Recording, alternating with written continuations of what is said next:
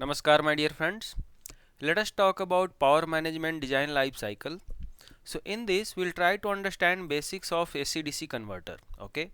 So what are the things, what are the formulas, or what is the concept that is there behind AC-DC converter? We'll try to understand one by one so that you can also be able to design one of the AC-DC converter like this, where AC will be the input and your choice of DC voltage will be the output. Alright.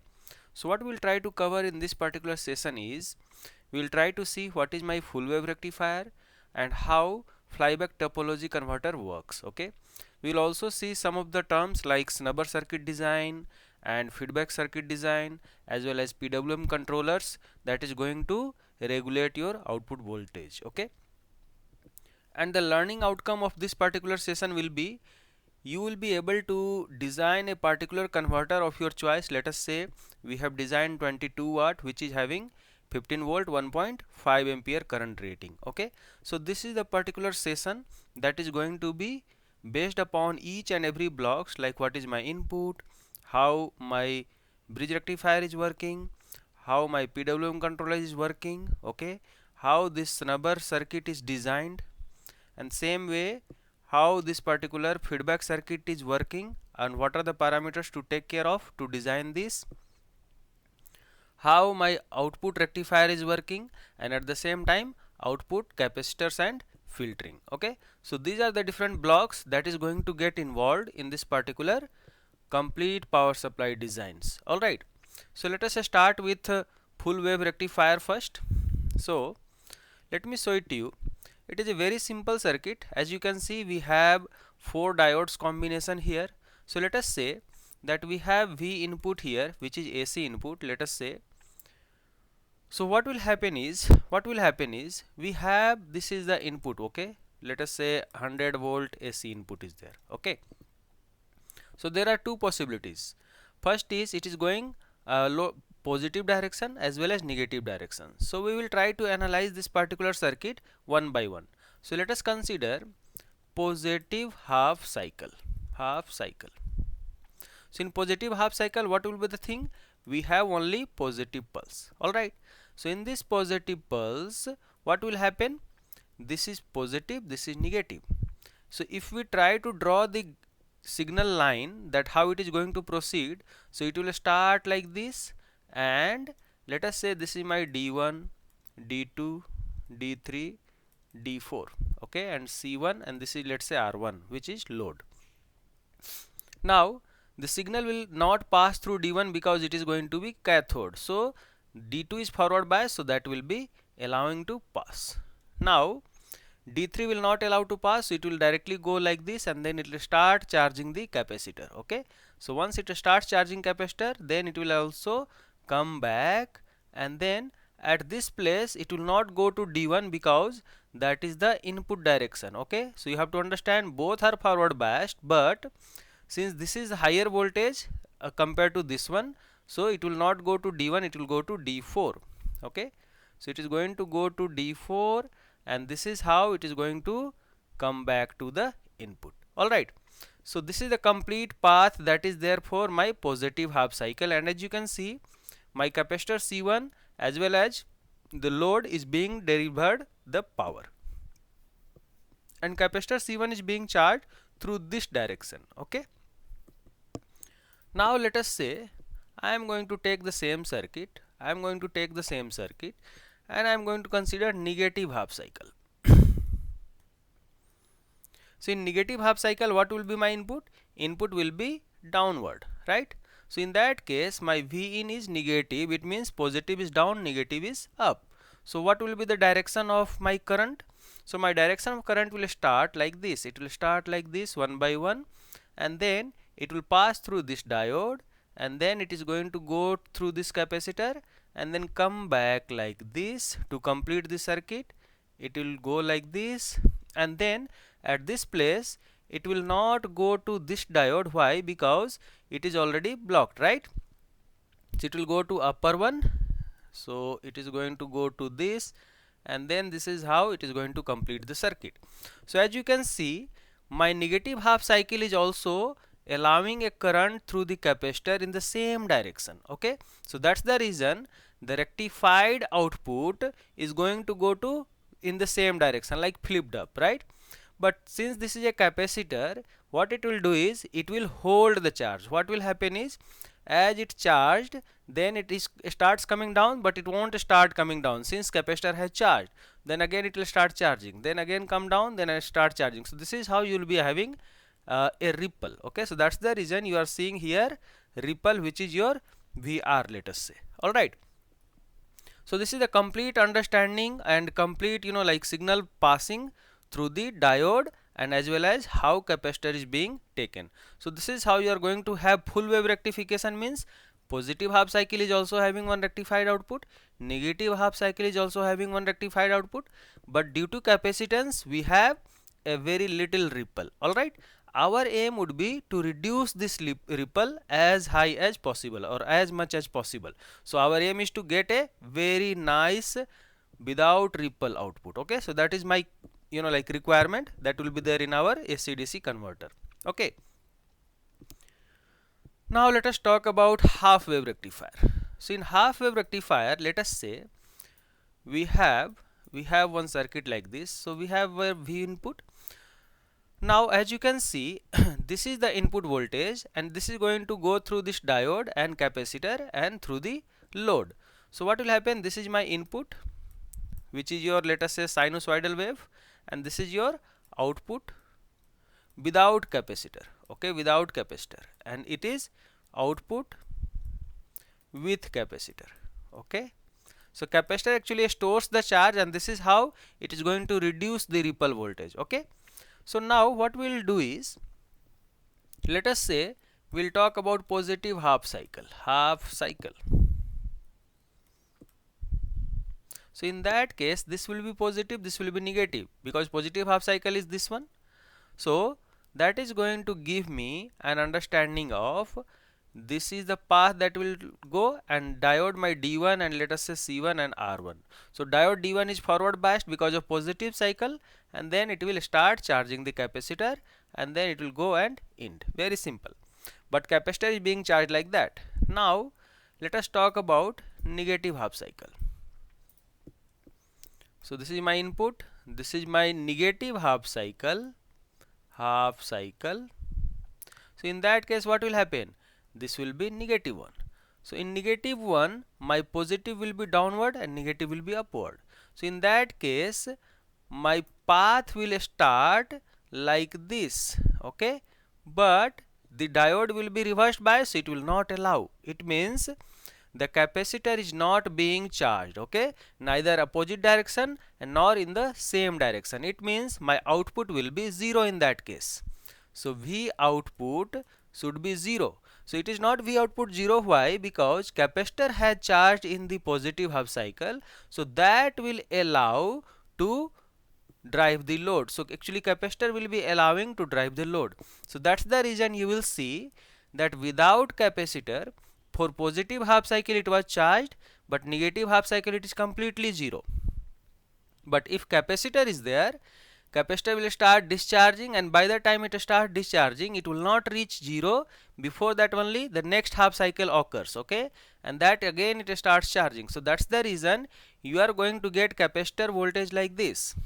Capacitor starts charging, then it starts discharging, then again it will start charging, then again discharging. So like that, so a very little amount of ripple that you will be seeing. Alright, so this is how even for full wave rectifier as well as for half wave rectifier, you are going to have a very little amount of ripple current, ripple voltage, because of the capacitor that you are using. Alright, not totally 0 in the half wave rectifier. Hope it is very clear to you now. Now let us talk about AC/DC converter methods. Okay, so we have one of the method is transformer based AC/DC converter. Okay, so what happens is, let us say we have a little bit higher input, which is, let's say 100 volt it is written, but let us say 230 volt is also like that in India. So what will happen is, let us say we have V input this one. So what happens is we will utilize one transformer which is going to be my step down transformer. A step down transformer. So step down transformer, what is that? You know already transformer rule is nothing but N1 by N2 is equal to V1 by V2. Okay. So it means if V2 has to go down, like output has to go down, my N2 must be lower. Okay. So that's the reason we are going to go for a step down.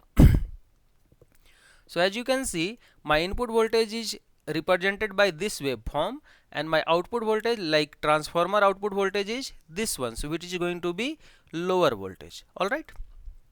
So let us say from 230 volt you have converted it to 12 volt AC. So it means we have 12 volt AC available here, which is also again AC like this. Now just now I explained you how bridge rectifier was actually converting this to DC, I mean rectified output. Without capacitor it will be completely up to 0, just flipped up, but with capacitor it will be having with ripples. Alright, so this is how you are going to get a lower amount of like voltage, or a lower level of voltage, because of the capacitance is storing the charge. Now what is the aim that is there with us? The aim is, let us say we are converting here 12 root 2, which is going to be, let us say how much it is. 12 root 2 is, let us say 16.97 volt. All right, now we need 15 volt output. So in that case what will happen is, it will be little tough for the transformer to give you very accurate and smooth output of 15 volt. Okay, even if you design that. So that's the reason what happens is, we will utilize one voltage regulator which will be taking this as my input, and this will be giving my output, which will be exactly 15 volt or 12 volt or whatever you want. It means we are having very high voltage, stepping it down to lower level, and that is getting rectified, and because of the capacitor it is having ripples, and that ripple is being removed by a voltage regulator, which is going to be a linear regulator or a switching regulator, anything is fine, and this is how you are going to get your desired output voltage. Okay, so this is one of the method which is transformer based AC DC conversion. Okay, now another method is switching converter. Okay, so second one is switching type AC DC converter. So what happens is, let us say we have our input voltage here. Okay, we have our input voltage here. So this input voltage is having high, like VAC. Okay, high AC voltage. So this one is going to get rectified by this bridge rectifier, and this will convert, due to capacitor it is having one ripple, with ripple this voltage. So just now you have understood how this comes, right?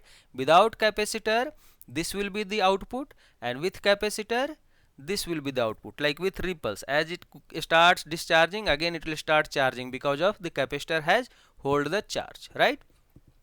Now what will happen is, here we have put one transformer. So this transformer will, the primary inductor or primary winding will start getting charged when this particular switch will switch on. So there will be a PWM controller which will be allowing this guy to switch on, switch off based on the PWM frequency and duty cycle that is given to this guy.